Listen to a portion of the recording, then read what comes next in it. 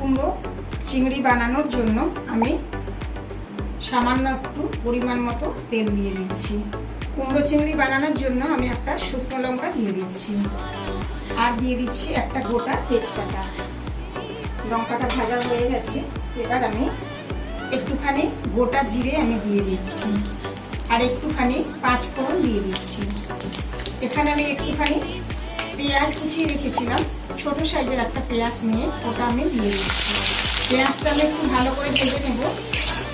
এখানে আমি একটু মিষ্টি কুমড়ো নিয়েছি, আর দেখুন সজনে ডাঁটা নিয়ে আমি এভাবে কেটে নিয়েছি, আর কুমড়ো এভাবে কেটে নিয়েছি, আর আলু নিয়ে একটা বড় সাইজের আলু নিয়ে আমি এইরকম সাইজ করে কেটে নিয়েছি। ওগুলো আমি এখন সব কেটে দিয়ে দিচ্ছি।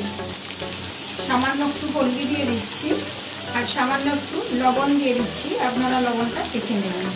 আর দিচ্ছি একটুখানি শুকনো লঙ্কা গুঁড়ো, আর একটা ছোট সাইজের আমি টমেটো এইভাবে কুচো করে রেখেছিলাম, ওটা আমি দিয়ে দিচ্ছি। সব একসাথে আমি মিশিয়ে নেব। এবার আমি এটাকে ঢেকে দিচ্ছি, দিয়ে গ্যাসের ফ্লেমটাকে একদম লোতে করে দিচ্ছি। 2-3 মিনিট হয়ে গেছে, আমি ঢাকাটা খুলে নিচ্ছি। এখানে আমি একটু ছোট চিংড়ি নিয়ে ছাড়িয়ে রেখেছিলাম ভালো করে ভেজে, কিন্তু আমি এটা আপনাদের ভাজাটা দেখালাম না। এটা আমি এখন এতে দিয়ে দিচ্ছি। সব একসাথে ভালো করে মিশিয়ে দেবো। আমার সবজিটা ভালোভাবে কষা হয়ে গেছে। এখন আমি এতে একটুখানি জল দিয়ে দিচ্ছি, 1/2 কাপ মতো জল আমি দিয়ে দিচ্ছি। এবার আমি এটা আবার 3-4 মিনিটের জন্য ঢাকা দিয়ে দেবো, কারণ ভালো করে এটা সেদ্ধও হয়ে যাবে আর আমাদের সবজিটা রেডি হয়ে যাবে। গ্যাসের ফ্লেমটাকে মিডিয়ামে করে দিচ্ছি। 4-5 মিনিট হয়ে গেছে, আমি ঢাকাটা খুলে নিচ্ছি।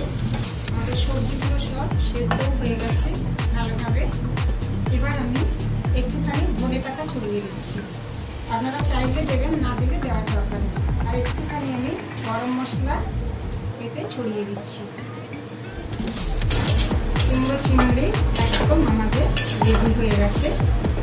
এবার আমি গ্যাসের ফ্লেমটাকে অফ করে দেব।